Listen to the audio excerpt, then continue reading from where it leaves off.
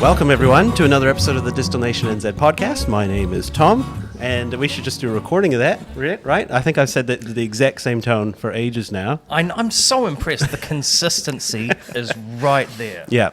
I'm joined, as always, by my friend Cameron, and today we've got Julien from No8. Bonjour. Hello. Bonjour. Ça va bien? Ça va. I can speak French all the day, no problem. Oh, it's okay. I haven't spoken French. You can start to put subtitle and then. I've just got bastardized Canadian French, so it won't do you any good. Yeah, you'll just... Eh ben, allons-y, parlons, faisons un podcast en français, c'est parti. Okay, bon, okay. On y va. Let's go. All right. You wouldn't have any idea? No. I could maybe get by, but yeah. I mean, unless we want to start in my high school German, but I don't know how far we get there. So, if anybody doesn't know already from this small intro, Julien is French. Yeah. And he runs No8 Distillery down in Dunedin. But I guess we're, really excited because, it's cool to have you here in Christchurch. We don't get to see too many distillers up here. So when we do, we're always excited to chat with and try the stuff. And you've brought some fun stuff that you haven't released yet for us too. And yes. Yeah. So, but how does this start? Where does No8 come from? Wow. Long story short explanation. Okay. Start 5 years ago now. 5 years ago. I started with an Olopito gin. So it's got orange, cardamom, cinnamon, and Olopito gives a peppery note. Just for me, friend have a bar. The name was Dog with Two Tails in Murray Place. Dog with Two Tails. Yes. Yeah. It's quite an iconic one. It was a live venue too.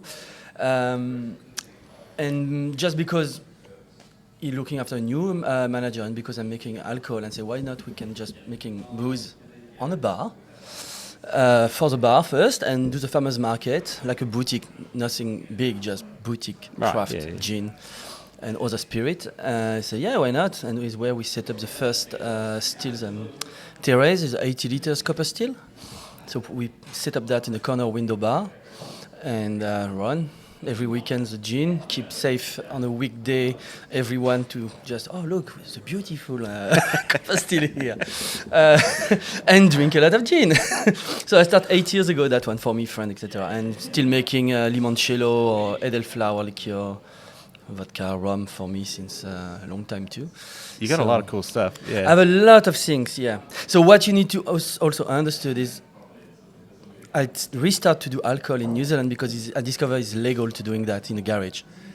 Yes. And we've talked about this before. How many distillers have started up here simply because I'll just start for me. I'll start. What's the worst that could happen? Yeah, exactly. Yeah. That's me too. Yeah. So I discovered that. Yeah, it was maybe 10 years. No, maybe 14 years ago. Wow. On my first trip on a flat in Oamaru, somebody just plugged a random still on a sink. Leave that for 48 hours. He come back. He say, "Mate, what did you do?" I mean, I know what he's doing. You're making moonshine, but how much money you will spend for the water because he's just leaving the stuff open. And no, it's free water in New Zealand. Say, what? Can we swear or not? Because I was more what? Okay. So it was the second reason of why I want to start to make alcohol here. Yeah. Free water and legal to doing that on the garage. Those were two big things for me too. I remember, it was the same thing in the garage, and then you could just leave the tap running, so it didn't cost anything. Yeah, would have cost me stuff in Canada too. Yeah. So yeah. But can we put a pin in there and just go back a wee bit? One, I want to know how you ended up in New Zealand, and then two, also, there's a lot on your website that hints at a legacy of distilling as well. Maybe you can talk to a bit about that as well. That's why I said there's a long story short explanation. Okay, so that is why the New Zealand part. From France family perspective, so it's a 4th-generation distiller in my family. But backyard, so is what I explained here, is illegal to doing alcohol in your garage in France, except if you have a pot still in your family since generation. You can still using for your own consumption. There's always a lot of gray area, but on that case, yes. Still, if one day the pot's still broken, or if you can fix or whatever, what happened with it, and you can give that one to the next generation as a legacy, you are not allowed to do it anymore. It's not possible to purchase any still or equipment like that in France. So it's why. But it's grandfathered in. So if your still predates this legislation. Yeah. So because my Interesting. started that in the 1920s. Before that, yeah. The first recipe that is on my family notebook was absinthe. All right. Was quite funny. Yeah, it's the absinthe that we have here. Yeah. Yeah. The 1926 family recipe is why I put the 1926 here. Yeah. We have a lot of OSPO business in my family, and one in Normandy, in Trouville-Deauville, was a bar. The first one was a bar, and making that on the back. But yeah, Normandy usually you make a lot of Calvados. Calvados, yeah, because it's apple tree land on this area. So Calvados, like Applejack. Okay. Yeah. Right. Yeah. Now we know. Yeah. Yes, but Applejack is the first step. The Calvados is more refined. Okay. Yes, More French. the 5-year placings. That after, yeah. So start like that. So family was a family reunion every year, doing not gin. We are not a gin country. I discovered gin here in New Zealand, Right. but we making a lot of calva, cider, vodka, rum, any spirit with fruit, kind of schnapps type. But yeah. So growing up, was the first one, still the same one, was a fire underneath at the beginning. Wow. Yeah, it was. Yeah. Yes. No, but they just, Yeah. No, fire was quite dangerous at some point, and turned that with gas underneath. Yeah, so quite fun. So yeah, grew up around that years and years. What part of France is? So my grandparents and all of those come from Normandy, up north, up Paris, 2 hours up to Paris. And myself, I'm born in Grenoble, is 45 minutes above Lyon. Okay. Yeah, it's a mountain area, ski field everywhere. So yeah. Okay, so that's. I love that. Like, it's illegal for you to make it unless you have a still that's older than the law. In which case, I love that. That's okay. cool, yeah, actually. Yeah. So then we've got this beautiful legacy, 4th generation. How do you then find yourself on the opposite side of the world? Well, okay, that is. So that is back on 15 years ago. So I start we did with my partner a world tour, just doing 2 years plus, traveled everywhere. Came just 1 month in New Zealand because I want to discover New Zealand. I mean, Lord of the Ring, who don't want to discover the landscape? Come on, guys. Don't laugh. You know how Lord of the Ring helps you for the tourism here in the past 20 or 25 years? No, Thank you, Peter Jackson. Yeah. He saved the country. Save the country. That was when I did my German exchange. I was living in Germany, summer here, winter there, 2006, 2007. And everybody asked, where are you from? Oh, New Zealand. And they'd all of them, without fail, de Herr der Ringe. And I'm like, yep, that was, yeah. Yeah. Or a weird Hobbit or weird Gollum accent, which, I know. So yes, 1 month in New Zealand, travel max that I can in 1 month, quite pretty short time to travel. And after the world tour, we just decided we don't want to live in France. That was the first thing. So we just did the world tour to find a new home.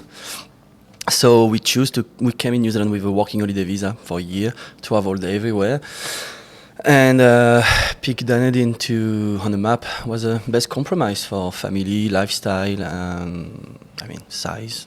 Student life is good too. So a good compromise on that case. So 10 years ago, settled not the distillery, just myself. In Dunedin. So pretty easy. I think it's really interesting. Again, we're jumping around in the conversation, but the fact that the first. Usually, and kind of I'm going back over all of the conversations that we've had, usually people come up with, they get their dry gin, they perfect their dry gin, and then they branch out on the varietals. Oh. You went straight to the Horopito, and I find that really it's prior to the second child, so it would have been about 5 years ago-ish. Yeah. I won a Facebook like tag a friend giveaway Oh, kind of yeah, competition yeah. from It's you true, it's what I to remember. go to the Gindulgence. Yes. And so I went round the Gindulgence festival and I fell in love, and that was He came back from it and he gave me a small bottle of the Horpedo. because I bought the empty or bottle full? and no. He filled his own little one for me. I got my sample bottle because I said out of all of the gins that day, that was the one I fell in love with. My one mistake was ordering a Green Fairy cocktail from you before leaving. No, it's never a mistake. It's always good. It's a good memory, whatever. Yes, well, it is a good memory. I do remember. But so maybe do we start with the Horpedo now, and you can tell us about Everything about that baby? Yeah. yeah how it came about, and even preempting the conversation here, where you get your botanicals and how you get them. Before we go on to that, just Yep. for anybody listening or watching, we are in the Juniper Collective today in the stockroom, and like the store is open. So like just if Just in you're hearing case. background music and no voices, that's where it's coming from, and it's all good. It's basically live. It's fun. Yes, let's hear about Yeah. this Tell gin. us about this. Horpedo, yes. So first, after 5 years running a distillery, I can finally be honest with everyone. I'm not a gin drinker. I'm a rum lover. Taboo, come on, yeah. But the first 3 years, I need to say, yes, I love gin. I love gin, but my first love is rum. Yes. Okay. No, it's just because the Horpedo. Okay, first I love cardamom. Orange, cardamom, cinnamon is all pretty easy combination when you cook, Yep. when you make pastries. And the Horpedo, usually we use crack black pepper. Was very too aggressive, and is a nightmare to clean the still after too at some point. Right. Yeah. Okay. Yeah. Try to put black pepper, rinse black pepper jar on a dishwasher. You will Yeah. you will need to Okay. clean the dishwasher a very long time to remove this aggressive scent. Right. Good to Anyway, know. Yeah. so start to work on a different type of pepper. So here we have a green pepper, pink pepper, white pepper, and using a lot of the pink peppercorn from Spain, which is not aggressive at all, more fruity, floral at some point, and very gentle on the palate when you use on the cooking part. And on that case, working very well too for the gin, giving extra, not just aggressive boost, pepperiness on the mouth. Green pepper was a second. We mixed green and pink peppercorn together, basically. Okay. Yeah, that was a combo. And the Horpedo came because my business partner, so not anymore, Michael, doing a lot of hike every weekend, and just said to me, we can maybe just forage plant. I said, sure, you know how many? Sure, yes. I mean, at the beginning on the 80 liter pot still was just maybe 300 grams or 500 grams, which not too much. Now we need over 1 kg on a new one, so it's a lot of plant to forage per batch. And the Horpedo was hard to use at the beginning. Yeah. It's quite, yeah. So this 7 years, over 7 years time to find the right recipe was a good time. Yeah. Yeah, for that. Just because a lot of distiller, when he talked to me about the Horpedo, you can put a lot. It's not a problem. The secret at the end. Oh shit! I don't know if I need to say the secret. You don't have to, As but much as you're No, willing to the, say. the secret is you need to rest the gin. The secret is that, resting. Right. For any spirit is the key things, of course, but with the Horpedo, yes, when you drink straight from the still, give a massive boost on your I mouth. gotta say that makes so much sense because when I was making my 9 Fathoms gin with Yes. the Horpedo in it, I could never figure it out. But yeah, when it came off the still, I said, okay, I know this is not the finished product. I have to let it sit. But I had no idea why. But that makes sense. But I didn't know why. I just thought, okay, it's gin and it's got a lot of botanicals. It's got to sit there and But I think maybe it's because one day I forgot I leave a batch for 2 months on the side, and just because I was too busy, and crack the bottle and open and try and say, damn, wow. and start to recheck all the recipes. What I changed on the recipe because now it's quite the right balance, perfect, and it was just a resting time. That makes Yeah. sense. Yeah. And sometime in winter we rest for 3 months. Right. Yeah, because of the weather is too cold, so it's quite take more time to. It's not warm enough in Dunedin some days. Right. Yeah. Yeah. No, it's not warm enough in Dunedin most days. Oh I wow! I you can- want to go straight on that? Hey, no, I did my time. I can say it. Oh damn it! But no, I love it. It is, peppery. You've got that orange. But yeah, it's sweet. Yeah, it's sweet, but slightly peppery and like I don't know. Yeah, it's well balanced for sure. It's not like I don't feel like you're drinking it and getting It's not- spice attack. You No, know? it's not. No, yeah, punchy, it's what people at the beginning we call them Oropito Fire Yeah. gin. That's right. That's right, Yes, yeah. I Yes, remember. and we changed that because people was okay. Still remember, I'm not born in New Zealand, so for people, Oropito is quite something can fire your can be very aggressive and fire Yeah. your mouth. Yeah. So it's why we go on that type of brand name just for the fun. We want to be very quickie. Yeah. But people was afraid like, oh, I will drink a fireball shot of whiskey like that. And no, it's more settled, way less aggressive than a fireball shot.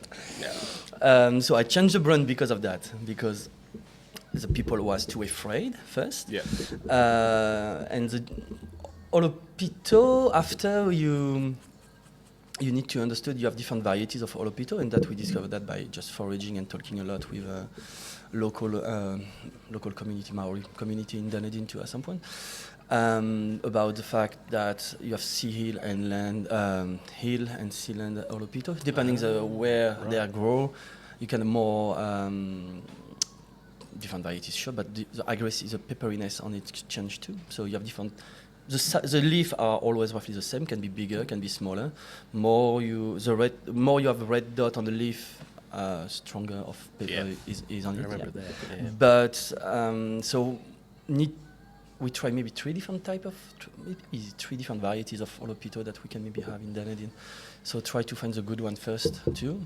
So yeah, all of those research was done on the last 4 years. Yeah. Yeah. So I upgrade and tweak the recipe till 2022 when we won the world-based gin, New Zealand world-based gin on the contemporary. I know it. That was okay. It's good. We can stop. Yeah. We are on a good way. We can stop. So yeah. I love it. It's just It is so good. Yeah. wonderfully complex. Yeah. And yeah, that beautiful, that sweetness with that peppery. It is a bit spicy. It is a bit of heat. But like Yeah. not like to the point where like your mouth is on fire and No, you need to no, grab no, some no. milk or something. Like yeah. But okay, yeah, and what is great is when you add ice, change again the gin, and tonic will more, you go on a refreshing note with the pepper. Right. So yeah. And yeah, we drink a lot with cracked pepper and slice of cucumber and soda water.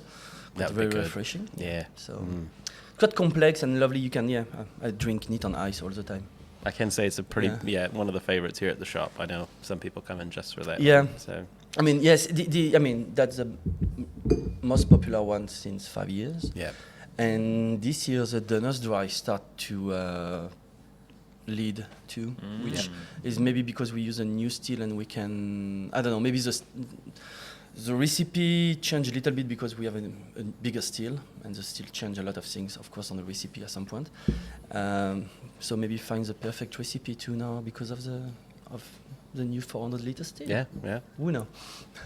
Well, while we finish this one off, can you talk? Yes. How did you arrive at the name Number 8, and then the beautiful? I love the logo, The logo, and yeah. even and the bottles as well. Very much they stand out on the shelf. Hey. But so when we start, Number 8 was before the lockdown, before COVID. So we purchased all the equipment and COVID arrived, so we are blocked as everyone. And when we are on the level 3 lockdown, level 3, we can go outside and try to purchase things in Maitreten or Burning, doesn't matter where. Was shortage of everything everywhere for everyone. And so Michael say a joke like we can fix everything with a number 8 wire. But he said just like that randomly one day. I said, okay, I have no idea about that one. I say, is try to explain. You can fix everything with a duct tape. So I keep the duct tape part for foreigner people because it's quite easy to explain on that case. Yeah. So the number 8 come from. So the first thing is 8 botanicals on the Olopito. Ah. Yes. Number 2 is because of the fact that we set up everything with number 8 wire on the pocket, and still the distillery a lot of system D everywhere, as everyone, I'm pretty sure.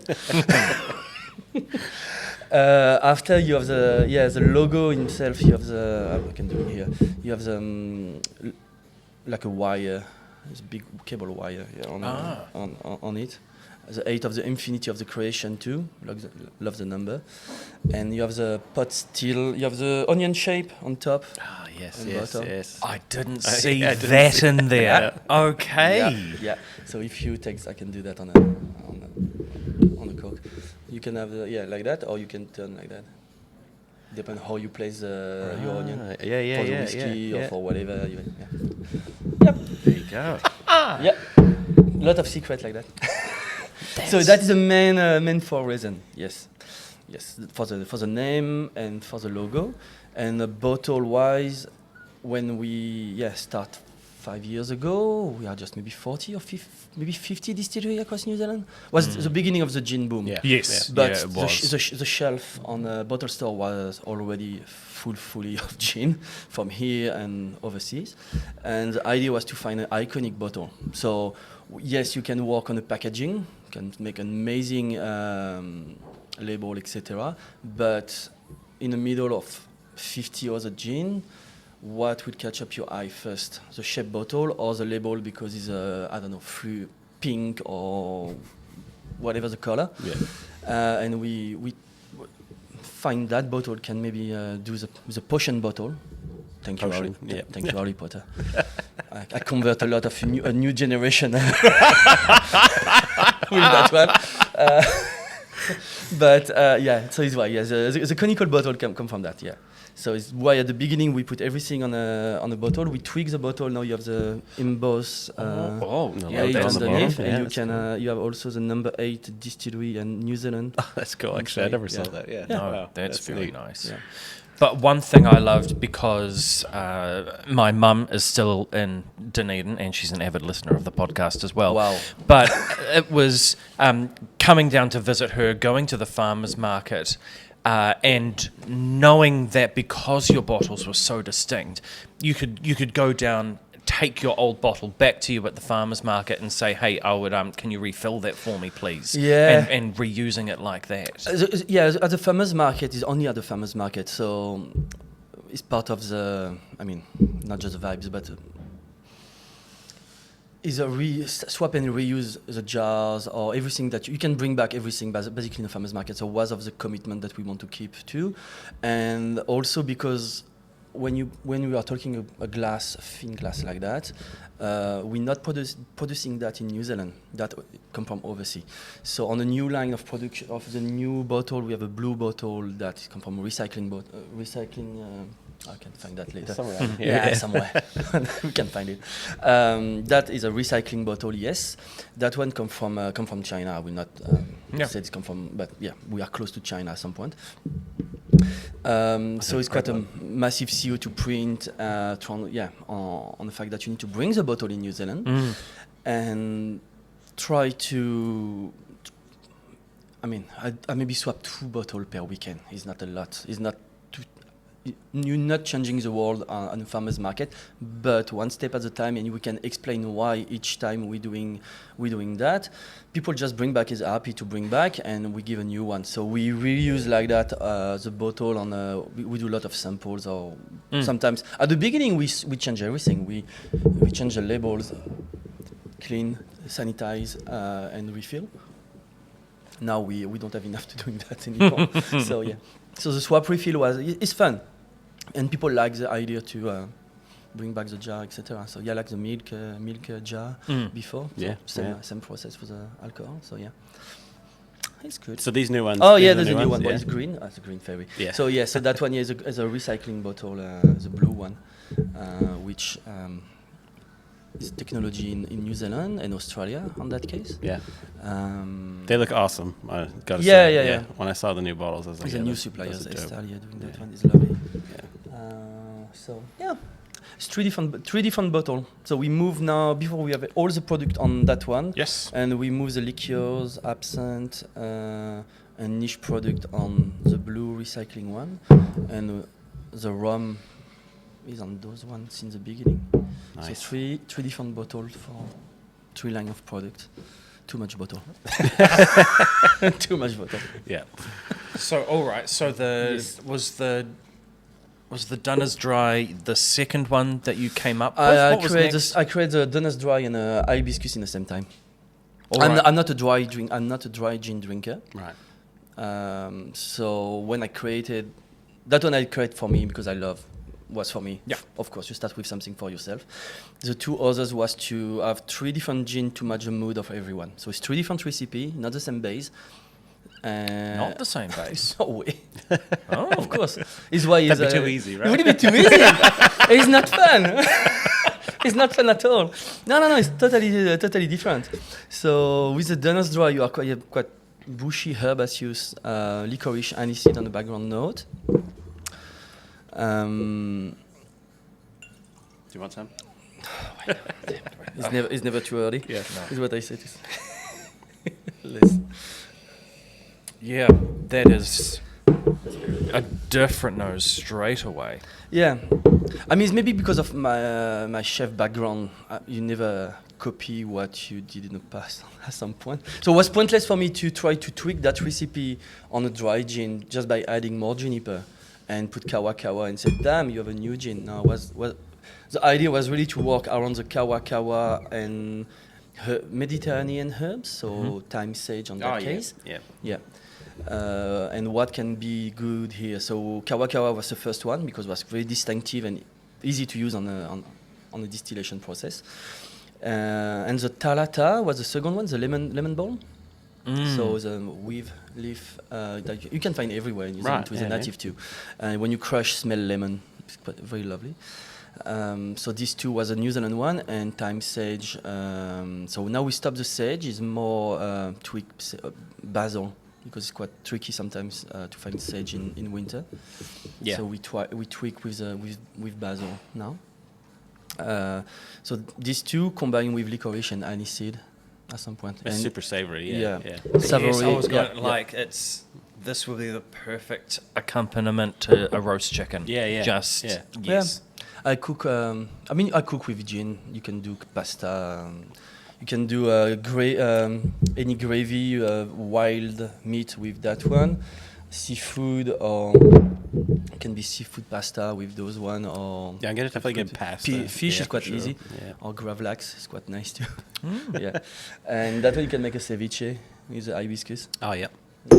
And then the mocha you're no longer doing, right? Is that? The mocha was a flavored one, the chocolate and coffee. I mean, was great, successful gin the first year, and start to slow down. Flavored gin is always I feel like to have a short period of time in New Zealand. I'm not the only one, maybe on that case, but Yeah. it's great for cocktail, but it's very hard for if you come to the distillery, you try, and because we know how to explain the gin. People love it and will purchase. If you don't know how to talk about that one, it's quite tricky. It's coffee and chocolate can be nice, but you don't jump on that one first. You will maybe go on a classic or dry on a safe area first. Yeah. And because at some point because we're using byproduct, we're using cascara, the coffee husk, and we use chocolate husk from Ocho Chocolate in Dunedin. Oh. The cascara is quite tricky to source in New Zealand now, so we are shortage of one of the ingredients. So we will stop now next year to the mocha. But at some point, is so many gin on the market, and it's good to refine a little bit the range of product. And because we have a lot of rum coming out too, it's a lot of work. If I keep 5 gin all the year now, will be not possible. No, that's fair enough. Yeah. But this dry, it's very very fragrant, but it's also very light. Where the Horopito kind of just sat on that tongue and sizzled in the nicest way.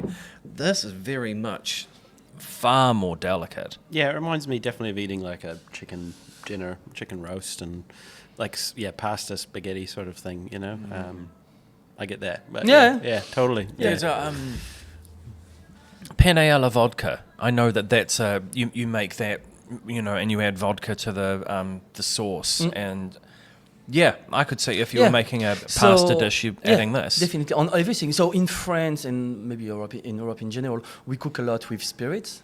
It's quite usual on any kind of dish. Yeah. So cooking with gin was great at some point at the beginning. Too. We're using Calvados to deglaze scallop, for example. Yeah. Applejack, you can do that with applejack or whiskey or rum. Yeah. So gin is one more to use. Way better. So yeah. So the Dunners, yes, was the dry version, New Zealand dry, basically, with a lot of is a lemon, lime, orange, and mandarin on the citrus note. Right. Yeah, on the citrus. So how many botanicals are in that one? Oh, them are maybe 12 or 14. Jeez, yeah. Yeah. I mean, citrus go 5. It's already me 4 or 5 citrus. Yeah, so, yeah. Yeah. So that's awesome, man. Yeah. Little bit of everything. Instead, some of gin, I know it's just 4 ingredients, guys. Yes, I know now. Yeah. Tricky. Yeah.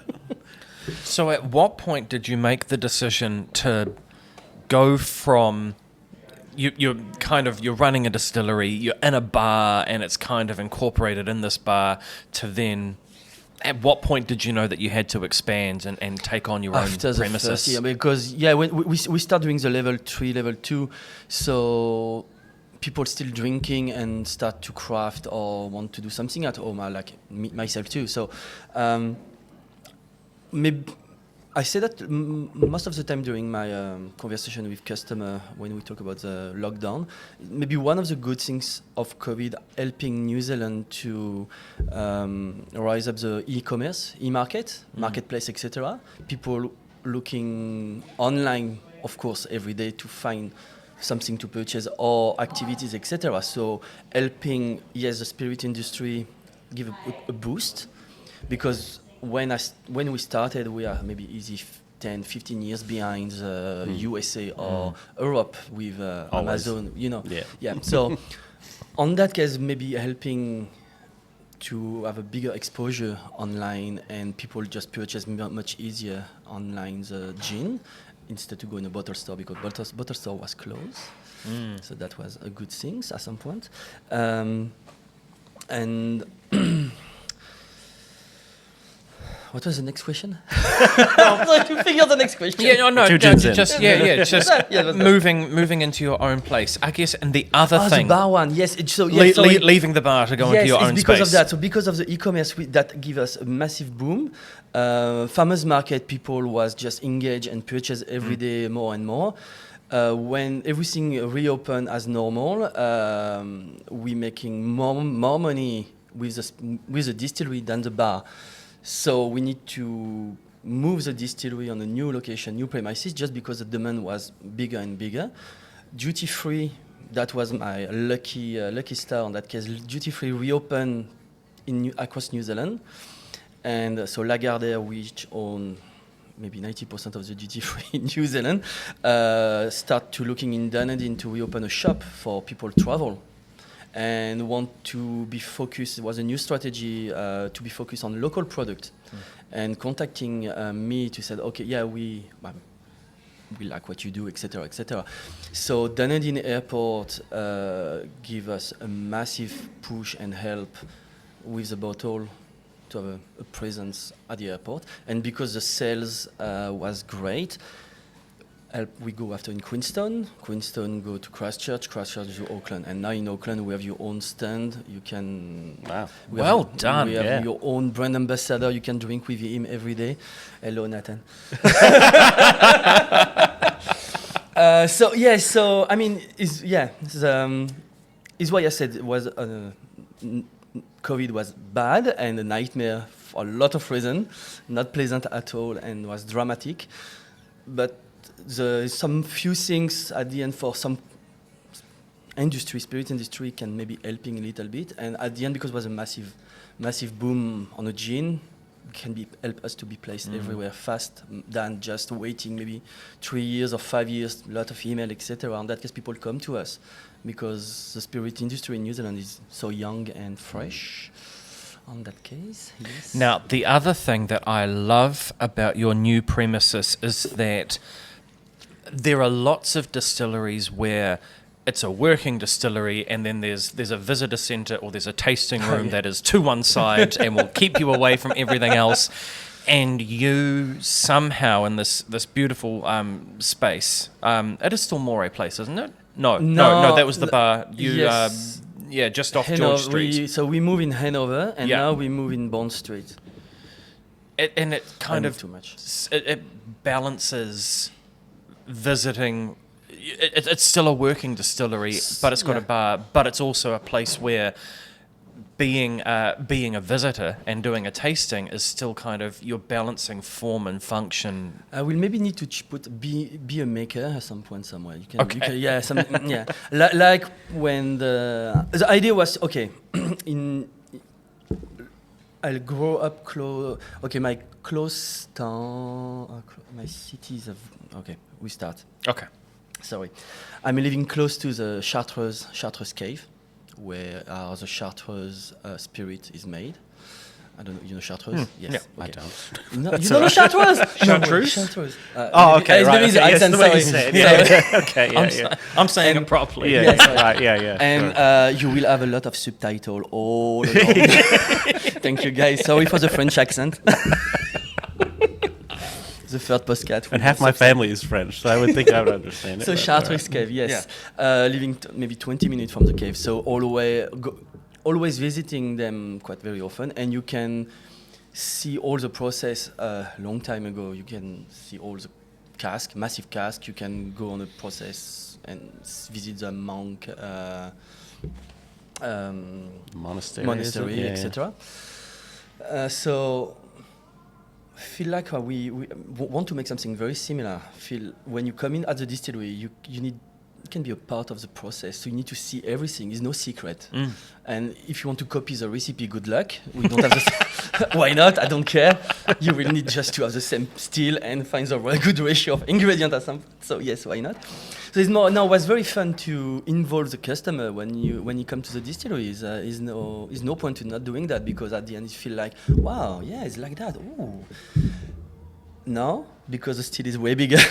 Please don't touch it. Yeah. It's more warning and more. It's less freestyle, so it's more security for everyone.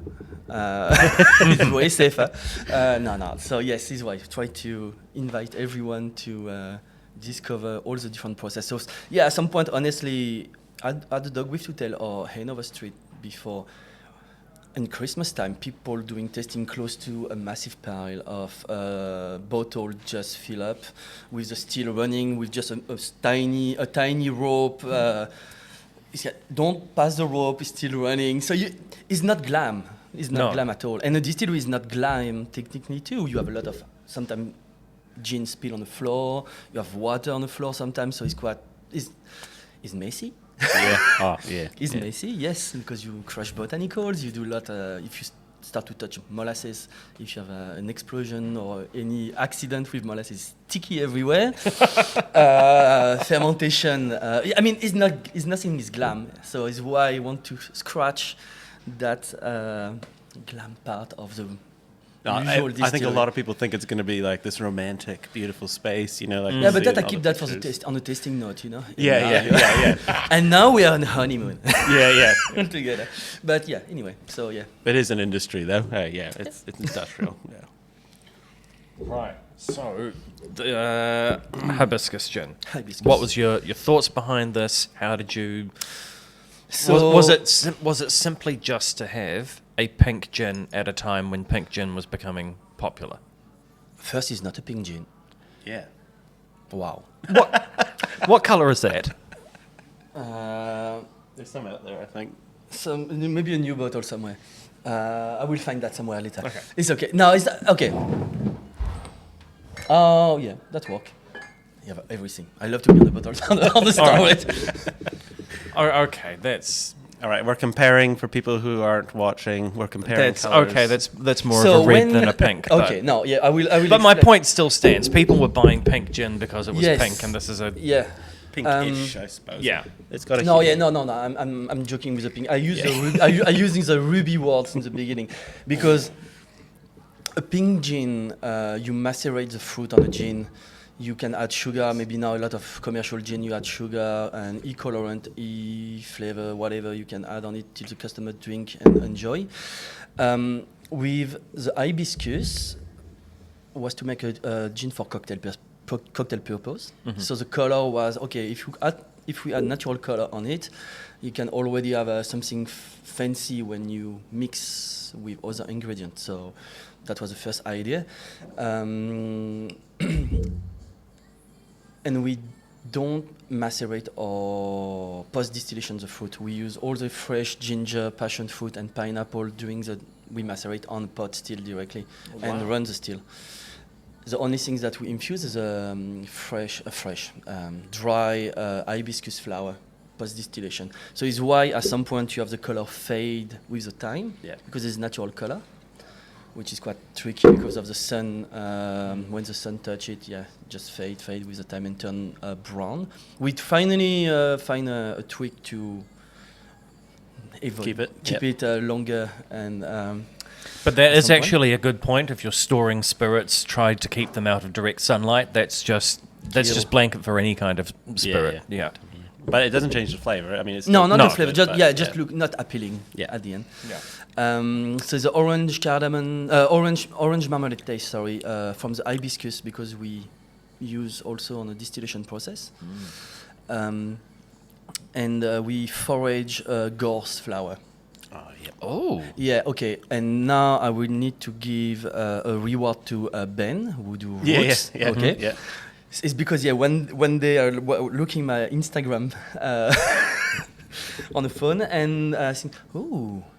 I did the Ooh. same thing. I saw him doing it too. And I was like, I gotta try this. Was Like, on the yeah. first year. It's just starting the first time that go with people on in around Blenheim. I don't know where he's going. Marlborough, Ex- yeah, yeah, up there, Marlborough, but yeah. somewhere on the hill to pick with a lot of people the gorse.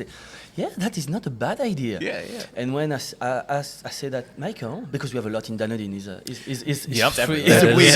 It's a massive. weed. Yep. And Michael said to me, "Are you sure?" I said, "Why?" Mike, it's spiky. That will mean spiky like is a nightmare. Oh, it's okay, just a little bit, you know. I say little bit. At the beginning, on the first batch, I put maybe 1 kg of flour, which is a That's lot. a lot. It's Yeah, a lot. yeah, It's a lot. And Michael was just. Not anymore, Julien, not anymore. Say, come on, look, it's amazing on the nose, on the taste, it's great. Give natural sweetness, coconut, papaya, exotic notes at the end. So then, when I read the article was dry gorse, and always using fresh on mine, Okay. and not just on a pot, on a gin basket. Yeah. So to release a natural sweetness and exotic note on that case. Yeah. And yes, years after years and after years, I reduce the gorse volume on the recipe. So we are maybe now at 200 grams versus 1 kg. This was my problem with it. It was just you needed too much of it to get like the flavor out of the I know. still, you know. And it was so good, the flavor that I had. And I was like, yeah, this is great. But I was like, no, I can't. I Yeah. can't harvest all that. Yeah. So it's still a mission every year to forage, Yeah. to pick. And Blenheim, I mean, Ben is too far away to go that with him. Yeah. So yes, so cocktail perspective was for cocktail purpose on that. This one has a different texture to the other two, and whether that's the gorse or whether that's, I don't know, but yeah, very, very dry, almost chalky kind of, but it sticks to the tongue a whole lot more. It's got it's If I quite could different. use a bad term, but it's not meant to be a bad thing. Yeah. It's like almost slimy, if you will. Like I got almost like a little bit of a slimy texture to it, which But it's in a good yeah, way, in a good yeah, way. Yeah, Not like- it's just it's got more, and I don't know what it is or what you put it down to, but yeah, it's got a different texture to it, Yeah. more structure. yeah. And no. I mean, yeah, it's why it's really 3 different recipes. Just everyone at the end of the tasting never picks the same one. Yeah. Is what is fun. Yeah. It's good. Yeah. I mean, we're drinking gin for different reason, and your palate is different. Same for the whiskey and the rum at some point too. Yeah. And is why I never use the pink gin word at the first 3 years, just because people was confused when you see the bottle with the pink, and when you drink, because it's medium dry, is not sweet. No, it's not overly sweet. As no. technically it can be a pink gin sometimes. So it's why it was bad in marketing to put a pink color on that one, but feeling that working well with the fruit No, it is still makes something slightly really different. sweet, and there's a Yeah. bit of a spice to it, and, Yeah. Yeah, and the aromatics in there as well. But yes, it's just, you're right. It's not, if you're thinking of the traditional mass-marketed pink gin, Yeah. which is very much, there's added sugar and its sweetness. It's not that at all. Yeah. But there's certainly, I can see how, with both the aromatics there, the colour, and that added texture, putting that into a cocktail it's still going to hold its own. What cocktails are you making with that one? Pretty simple one. We do an edelflower. That is for the home cocktail. Edelflower liqueur, equal part edelflower and ruby gin, hibiscus gin, bitters, ice, and tonic, like lemon lime bitters. Same. Yeah. Or after we do with raspberry, any fruit. I mean, everything is work with that one. It's quite pretty simple. We do a raspberry martini too with that one, with lemon juice, raspberry puree, a little bit of sloe gin too, and I forgot the last things on it. that's all right. Too many cocktails. Yeah. Sorry. You can find all the cocktail on the website. I was about to say, and the way that you have categorized it as well is that you, there isn't a cocktail page on your website, but if you go to the bottle of gin that you have, it then gives you a list of the cocktails that you can make with that gin. And that's at www.number8distillery.com. Is that number 8 or NO8? No8. Yeah. Yeah. NO8. Yeah. That's cool. I really want to get through the ouzo and the absinthe, because then I want to get on to what we're... I think, our we might next need to topic. close out the conversation. Yeah. Maybe do we do the ouzo and the absinthe, or just the absinthe and we leave the ouzo for the next conversation? Guys, you Would drink. Well, no, man. let's just Okay, jump. so Yes. if you want me to, I do absinthe, and it's the same family. Yeah. I make ouzo because of the absinthe. Okay. Right. I was going to, Okay. because it's just a whole nother spirit as well. So yes. Oh, it's a different. Yeah, it's a different. Yeah, it's the same technique, It's the same technique, the botanical spirit at the beginning with neutral spirit as a main ingredient, except it's no juniper inside. Yeah. Yeah. Yeah. So yeah, I don't know.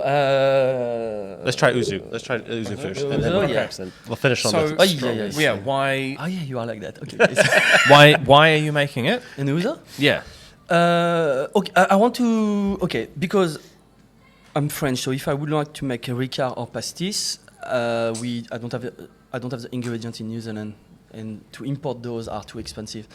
So Sambuca, ouzo are the same family, and I feel like ouzo maybe talk to more people in New Zealand than Yeah, Sambuca. I mean, because like when I went to see you guys at one of the festivals once, and then you had that there, and my father-in-law saw it, and he was like, "Oh, I know ouzo. We used to have that all the time." And I was Yes. like, "Okay, yeah." Like, So it's yeah. what I discovered my first year to run the ouzo. So your grandparents or your parents have was the drink like a gin was a massive trend on ouzo with making special cocktail, the black currant. I forget the name. Yeah, With, I don't know. with Yeah. black currant, ouzo, and water. Okay. And also lemonade, Right. lemonade, black currant, and ouzo. Yeah. And all part of the generation was drinking that all the time. Yeah, and he was like, "Oh, I haven't seen that for years. Yes. I gotta get a Yeah, bottle, yeah, you yeah. know." And he was so excited about it. So for that one was made as a niche product. I don't making a lot of that one. It's not my. I really do it because of the absinthe. Because part of when I run the absinthe, I cut at 75%, and between 75 to 50% of alcohol running out of the still is one of my base ingredients for the ouzo. So this is, it's really a sustainability measure, Yeah. is what you're saying. Everything since the beginning was on that perspective. Yeah. It's not just a question to save money or make money it's really to what we can reuse or how we can not wasting something basically. So all the citrus everywhere we use just a fresh peel first, and all the juice we can turn that on a marmalade, or we use for the bar, or we do we dehydrate your own fruit, so it's no waste. And all the organic product left over, like juniper or botanicals from this run, we give that to the farmers to make compost. So yeah. Nice. Nothing waste. Yeah. We can save everything. So the ouzo is a licorice aniseed, very aniseed. So star anise base. Yeah. Natural sweetness from the star anise is very fatty. Usually you add water, and you can add water, guys. Let's go. No, come on. No. turn that cloudy. Holy smokes! Yeah, that goes cloudy. Yeah. Yes. There it is. Yeah. So it's a ouzo is Greece. Yeah, from Greece. Turn white because of the star anise. In France, we have the Ricard and Pastis turn yellow. Oh, it's actually way better because now. of the aniseed. Yeah. Is a different botanicals. Yeah. But yeah, that aniseed and black licorice to me. Yeah, that's Now, the last time I had anything like this would have been a black Sambuca shot while I was still at university. So it's been... Yeah, same family. Good. Yeah. So how... Is this one of those light the shot on fire and knock it back Not kind of at things? all. Or, okay. So you're drinking that in Mediterranean, so south of France, kind of part of Italy, Turkey, or Greece. Yes. Is because you drink 30 ml of ouzo, lot of ice, and is a tall glass, and a lot of water. Is a refreshing summer drink. You drink like that. You're not making. You can do shot if you like, but usually old school technique is you drink is a long drink. Yeah. Water, ice, boom. It's thick.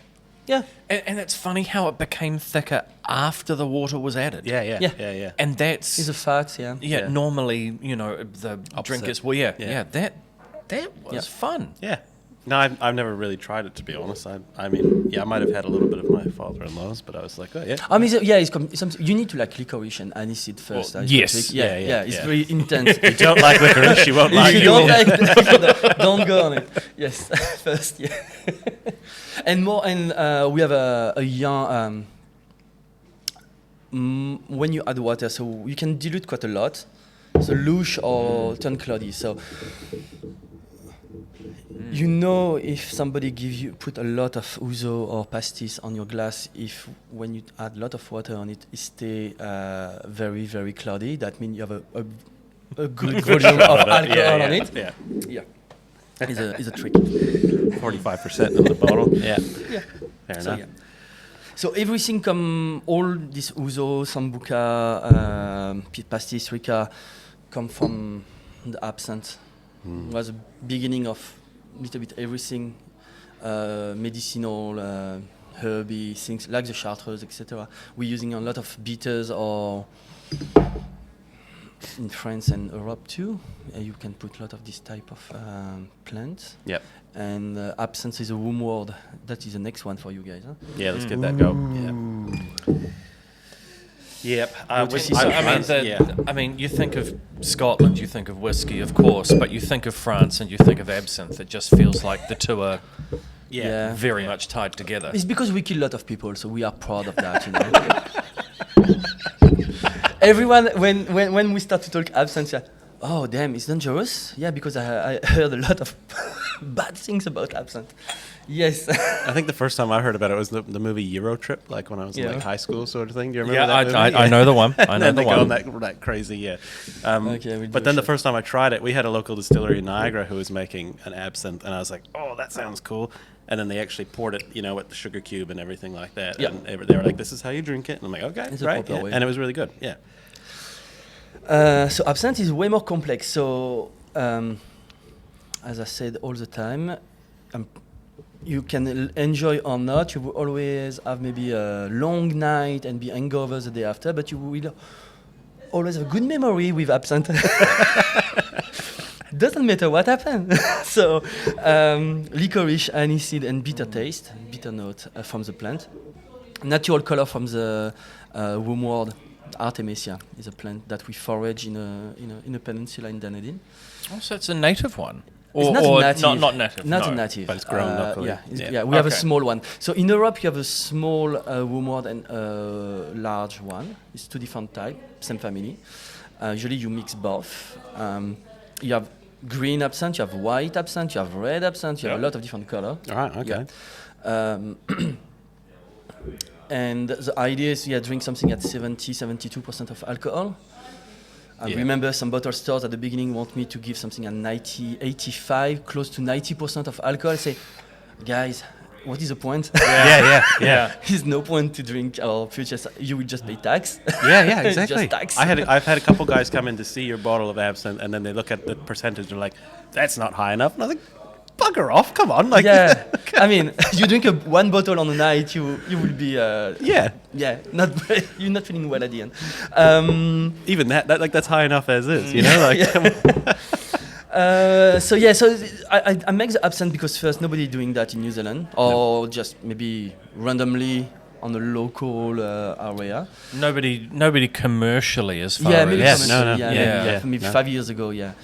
And because of the recipe on the notebook, never try the family absinthe because something that maybe stopped long time ago, because it was illegal to make absinthe in France for a while. Yes. Because kill a lot of people, not because of the wormwood, not because of the product himself. It's because the distiller is a moonshine at the beginning. Yeah. Okay, Yeah. first is that. Yeah. So just because the distiller want to have a bigger yield on the production and don't do the cut properly. So you have the ethanol, which is a good alcohol, but to have more on the yield, it keeps the methanol, which is what you need to cut on any run when you do your own fermentation process, etc. So it's why you can be blind, lose your mind, and die. So it was illegal to produce absinthe and alcohol up to 62% in France because of that period. After, yes, you can see green fairies and all the artistic way with, the painters and sculptors in France. À la Belle Époque in Paris, you have a absinthe fontaine. You can put that on your sugar cube. It was a great trend, and also was a lot of trouble with the green fairies. Come from the wormwood is a hallucinogenic plant. Yeah. So if you putting quite a lot, like with the weed and the THC, the same things, you need to. We have a regulation now in Europe. I discovered that when I returned in France this winter. It's legal again to produce absinthe in Europe, in France now too. You just need to stay above 35 micrograms of the chemical. So have you tested this one? No, I just following the recipe. No, because when I'm talking to, it's a different variety. It's not the European one, because it was illegal to forage and use the wormwood in New Zealand 2 years before I start to make it, and the MPI authorized that again. Yeah, I discovered that. Michael said that to me. Right. Making a lot of research before we start to and produce. Hopefully, I'm right because now we have the MPI will contact me tomorrow. Thank you. Hello. Michael did a lot of research about that and discovered was illegal to doing that. Not because of the percentage of alcohol, was just because of the plant. Yeah. But after we can source that from overseas too, which have no hallucinogenic perspective on it. So you remove that on the plant. Anyway, so. Yes, a lot of myth and a lot of trouble in France and Europe because of that. Yeah. Yes, so quite lucky now we can redo absinthe in France. It's quite fun and very different because I try a lot in France when I return recently. Yes, and you were bring just back there. and bring back because we don't have the same botanicals. It's quite fun for that case. Yes, and the lovely Ferry, 72%. I don't know. Do you have questions? I don't know, guys. I feel like I'm. I mean, yeah, no, this is great. This is what we want to hear, you know? Like, I don't really have questions because I don't know enough about it, you know? Yeah, and I think everything, as you've just addressed, everything I've known has always been Yeah. a bit of that back room, Yeah. myth, rumour, legend, all of that kind of stuff. Like the So, moonshine. Yeah. It's like getting You know? high on spirit sort of thing. Yeah. Yeah, it was that sort of, yeah. But I love it. It's really good. Yeah. Even at 72%, it doesn't taste like 72%. Yeah, and right? what's the target? So a lot of people are afraid, not because of the percentage of alcohol, but have past experience in Prague or East Europe country, where it's not absent distillate, it's just absent flavored, which, like the gin, is can be very shite. very quite rough. rough. Yeah.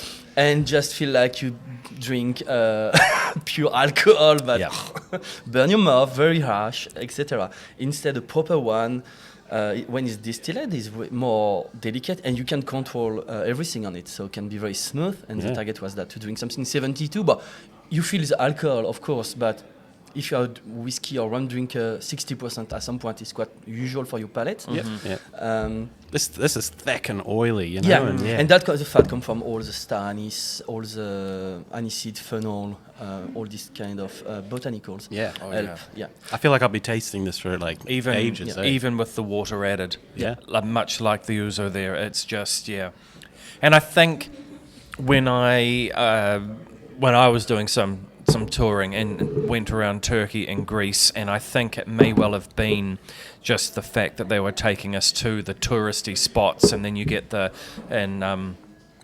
ouzo and grappa as well. And I think maybe it was just because we were given the cheap stuff that you would give tourists, and because some of that ouzo and grappa was just rough. It's a lot. I mean, same. People think France, Europe, we're making a lot of great wine and amazing product. Yes, but a lovely 40% of all the product are shit and rough and and not great at all. So yes, it's always a balance. Yeah. Yes. I think it's the same everywhere, isn't Yeah, it? it's always, of course. So yeah, it's quite fun at some point. It's unique. I think it's one of those things you got to try it to understand it. Really, it's too hard to describe. Like like anise and licorice for sure, but like the other Yeah. like And flavors you're I not- can't yeah. describe. Yeah, And you're not making shot. You can do shot, of I course. mean, if you wanna But the die, proper way is yeah. how you explain. You have a sugar cube, you have an absinthe spoon. You can pour that Yes, on it, yeah. and you flame. The first thing is technically is an absinthe that you need to flame, and you drink something sweet and licorice at 40-45%, not at 70. Right. Or you can drip water on it, like make a long drink. And it's a lot of cocktail. You can just make a wash on your glass and do a cocktail after, because it's quite pregnancy and the taste is still a long time on your mouth and on the glass. There's lots of recipes I've seen where they've got the spray bottle and they just do a wee spritz on the inside of the glass, or they put a little bit in and then swirl it around, and that's all that they're adding. But I think part of me was looking at somebody that were doing the flame and then the dripping through the sugar cube, and I thought, well, if you're doing all of that, why are you producing it at such a high ABV to go through this whole process to then bring something down? Why aren't you just producing it at 45%?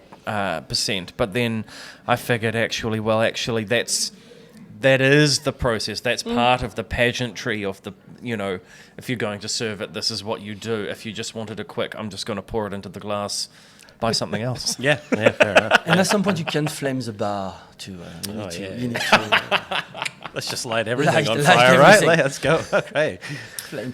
So if you let's get out of here on that. So if you 'cause did want to try this, Well, the people that have been watching will have been astute and see there are more bottles on this table, and we're going to talk about that in the next episode. yes.